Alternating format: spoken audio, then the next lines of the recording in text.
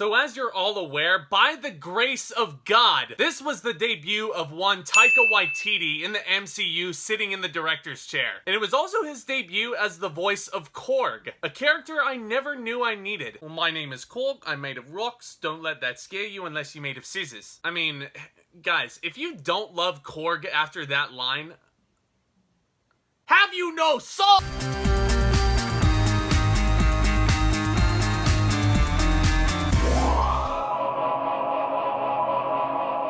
What's going on, ladies and gentlemen? Welcome back to yet another brand new movie review, and as always, I thank you all so much for stopping by, and I hope you enjoy your stay. Because this is the next installment in the Marvel Studios playlist. We are moving right along, getting almost down to the wire in all 23 of these films. But this time around, we're looking at Thor Ragnarok. As I just mentioned, this one was directed by Taika Waititi, and it stars Chris Hemsworth, Tom Hiddleston, Tessa Thompson, Mark Ruffalo. You have Cate Blanchett as your badass villain, and you also have Jeff Goldblum as the Grand Master. What a stacked lineup this is. Imprisoned on the other side of the universe, Thor finds himself in a deadly gladiatorial contest that pits him against the Hulk. And Thor's quest for survival leads him in a race against time to prevent the all-powerful Hela from destroying Asgard along with the people that reside in it. And as per with all this Marvel talk on my channel, just in case you've never seen Ragnarok, which should only be about 4 or 5 of you, but what the heck, this video will contain some mild to moderate spoilers, so just in case, you've been warned. So those of you who've been with me from the beginning of when I started this channel already know this, but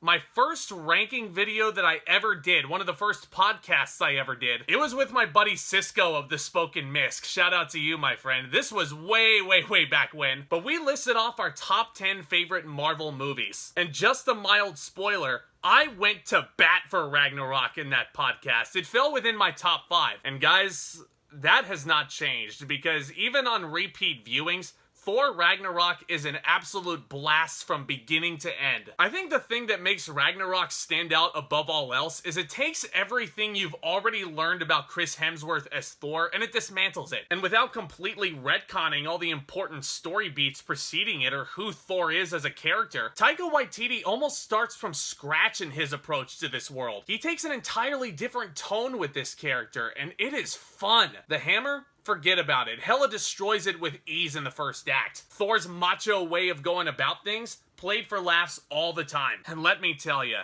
I think this was the shot in the arm that this version of Thor desperately needed at this point. And I would credit this film as a big reason why Thor is actually my favorite character in the whole universe now. Speaking of, Chris Hemsworth is just once again so damn charming here, isn't he? There's just so many moments with him that have me in stitches. It's just the way he reacts to his surroundings and all these wacky new faces he interacts with. It's so funny. And as expected, he is once again super badass in all these action sequences that come about, which is once again highlighted in this film as one of Marvel Studios' biggest strengths, is the action. Taika Waititi did such an excellent job helming these. It almost made me think I was up early in the morning watching one of those badass cartoons from the 70s. I mean, that whole gladiator battle with the Hulk was just so fun to watch. So colorful as well. The whole movie is pretty damn colorful. While I'm on the subject, Mark Ruffalo plays the Hulk so hilariously here. Banner, welcome, strongest Avenger.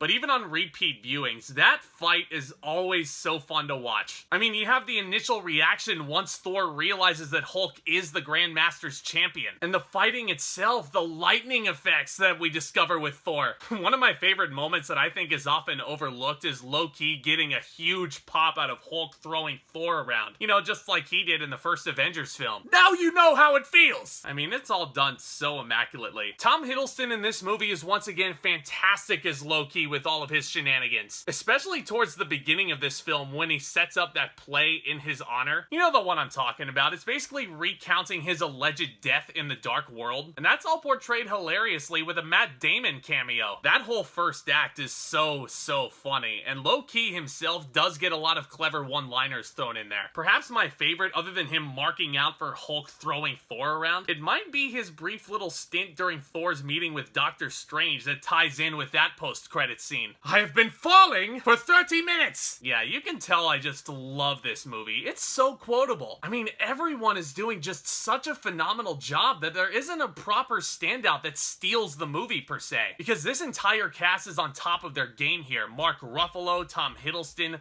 Jeff Goldblum as the Grand Master. I need to find my champion. Cause life always finds a way.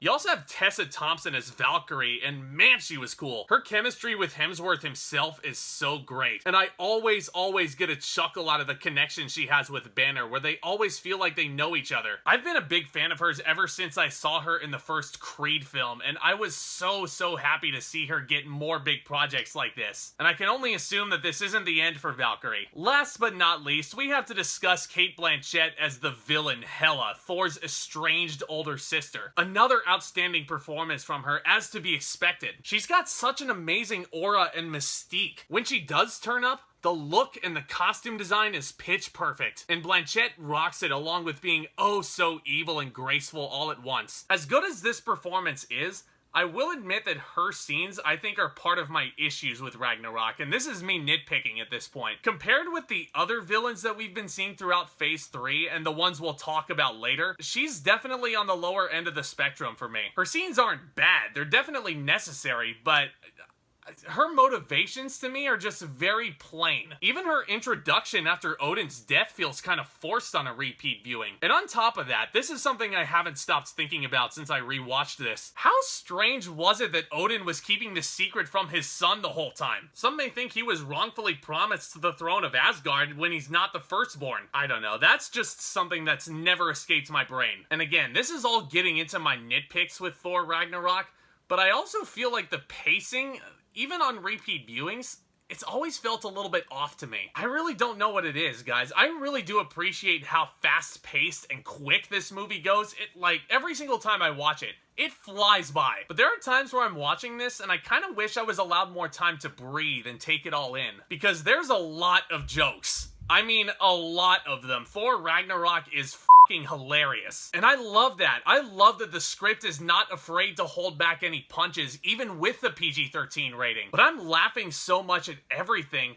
I just wish there was a point where I literally got some room to breathe. Besides those two nitpicks, Thor Ragnarok is undisputedly one of my personal favorites in the entire MCU. It's funny, the performances are all top-notch, the production design is immaculate. I can't remember Asgard ever looking better than it does here. And Taika Waititi really does put Thor right where he truly belongs, in the weird realm. And that's all going along with the film being totally badass. Great soundtrack as well. I love that they actually put the immigration song in the background of a couple of really badass action sequences. And that includes the movie's ending, which I believe is one of the best the MCU has ever done. Because number one, Thor truly becomes the god of thunder. Side note, those lightning effects are so f***ing cool. Seriously, that lightning really doesn't make me want to see the hammer anymore. And secondly, Thor's goal for most of this film is to stop Ragnarok from happening. But the script is very wise. It turns that whole concept completely on its head. And he basically actually allows Ragnarok to happen to stop Hela. And that whole mindset of Asgard isn't a place, it's a people.